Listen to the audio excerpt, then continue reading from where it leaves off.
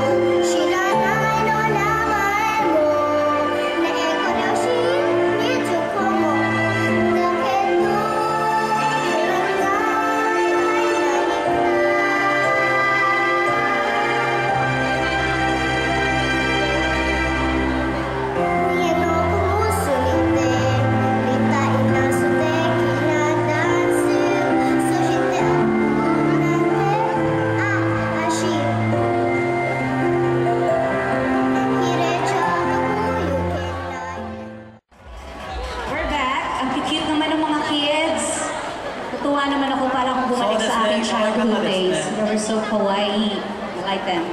Okay. Ang next naman, syempre, hindi raw magpapakabog ang mga taga-University of the Philippines. Chismis! Ayan mga taga-UP. Pero kayo rin nagtuturo sa ASED, ano? Okay. From Department of Linguistics, ang tawag sa kanila ay Filipino-Japanese Language Warriors. Wow! Ano kaya gagawin nila? Oh, I am really looking forward kung anong kanilang presentation. Well, a fusion of Japanese and Filipino music, dance, and martial arts describing the struggles and successes of Filipino college students, learners of Nihongo. Wow! Yun lang nasabi ko, wow! Wow! Naku, mukhang merong ethnic dance, ethnic music siguro. Fusion of the two cultures, at saka sa likod mukhang meron silang gagawing karate yata at saka kendo. Tinesting mo na ba kung gaano katigas yung hollow block doon? Well, mamaya pala. Kaya nangyari sa hair mo, no? Malalaman natin mamaya kung anong mangyayari. Okay. So, ready na ba kayo, UP? Are you ready now? Are you ready? I think they've been ready since what? Yesterday. Right? Okay, ladies and gentlemen, from Philippine Daigaku kara, dozo!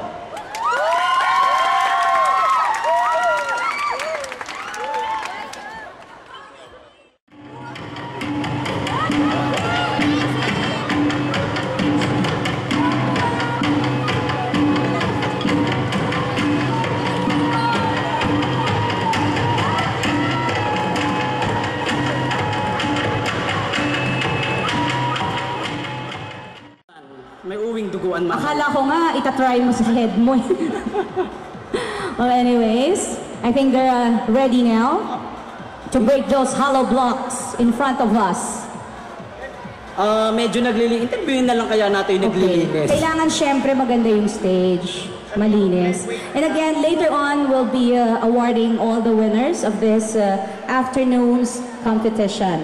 I am very excited to hear those winners, kung sino ba ang mabakalad na mananalo mamaya sa ating performance first contest. performance contest ito, kaya hindi ko lang alam kung meron bang premyo silang matatanggap. Trip to Japan, courtesy of you daw. Palagay ko trip to ano lang to, Plaridel, Bulacan. Pwede. Sa Laguna. Okay. Okay. So habang naglilinis pa siya, hintayin natin siyang matapos. Actually, yan na yan eh. We're just kidding.